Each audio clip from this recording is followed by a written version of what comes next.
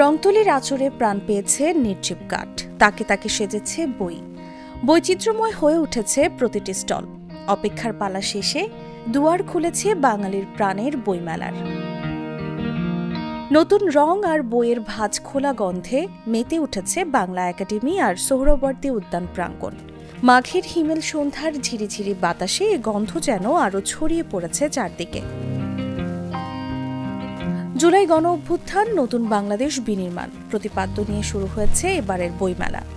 বিকেল 4টার দিকে মেলার উদ্বোধন করেন প্রধান উপদেষ্টা ড. মোহাম্মদ ইউনূস। গতবারের মতো এবার বইমেলার বিন্যাস অক্ষুণ্ণ রাখা হয়েছে, তবে কিছু আঙ্গিকগত পরিবর্তন হবে।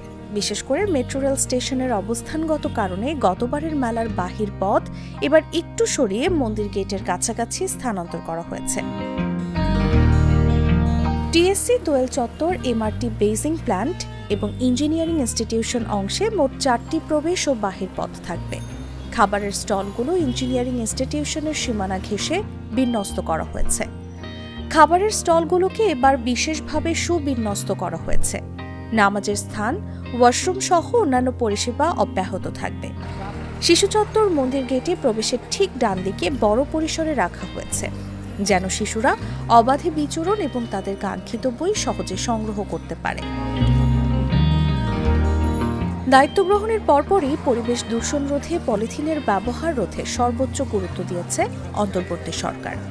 সেই লক্ষ্যে এবারের অমর ২১শে বইমেলার আয়োজনকে পরিবেশ সুরক্ষা সচেতন এবং জিরো ওয়েস্ট বইমেলায় পরিণত করার সিদ্ধান্ত নেওয়া হয়েছে। এবারের বইমেলায় মোট প্রকাশনা প্রতিষ্ঠান ৭০৮টি, বাংলা একাডেমি প্রাঙ্গণে ১৯৯টি এবং সোহরাওয়ার্দী উদ্যান অংশে ৬০৯টি।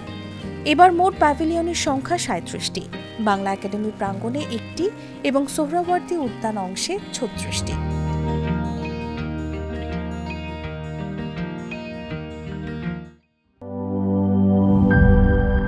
Cheer up! চলো পুরাই খুশি নতুনের সাথে তুলে নিয়ে হাতে। Cheer up, oh oh, cheer up, oh oh, cheer up.